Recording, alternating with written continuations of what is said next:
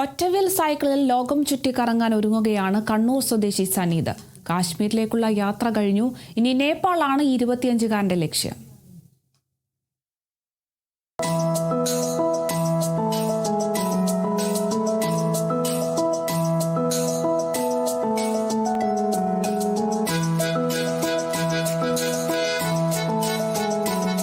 സാഹസികതയോടുള്ള കടുത്ത അഭിനിവേശമാണ് ഇന്ന് കേരള ടു നേപ്പാൾ എന്ന ലക്ഷ്യത്തിലേക്ക് ഈ ചെറുപ്പക്കാരനെ എത്തിച്ചിരിക്കുന്നത്.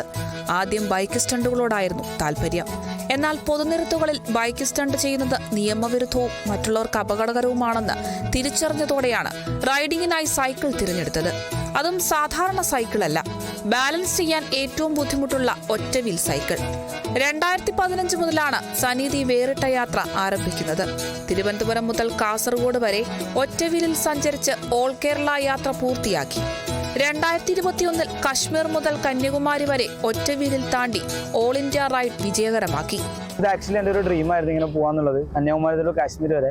അപ്പോൾ അത് ഞാൻ കംപ്ലീറ്റ് ചെയ്തു. വീണ്ടും ഒരു ആഗ്രഹം വന്നത്, എന്തുകൊണ്ട് എവറസ്റ്റ് ബേസ് ക്യാമ്പ് നമുക്ക് ഇങ്ങനെ കയറിക്കൂടാന്നുള്ളത്. ഇതിനു മുമ്പ് ആരും ചെയ്തില്ല. ഒരു ട്രൈ ആണ്, ഒരു വേൾഡ് റെക്കോർഡ് അറ്റംപ്റ്റ് ആണ്.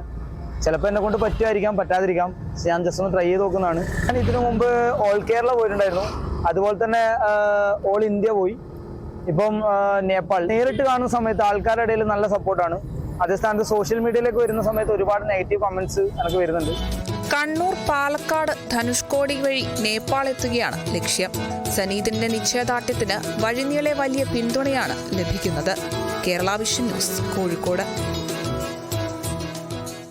KV Memorial English Medium School near St. Mary's Canning Center, MC Road, Adur. Classes play class to standard 4.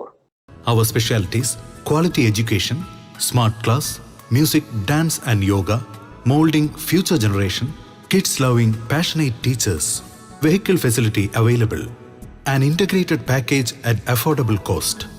KV Memorial English Medium School near St. Mary's Canning Center, MC Road, Adur. Email kvmenglishmediumschool@gmail.com. Web kvmems.in. Learn every moment. Live long life.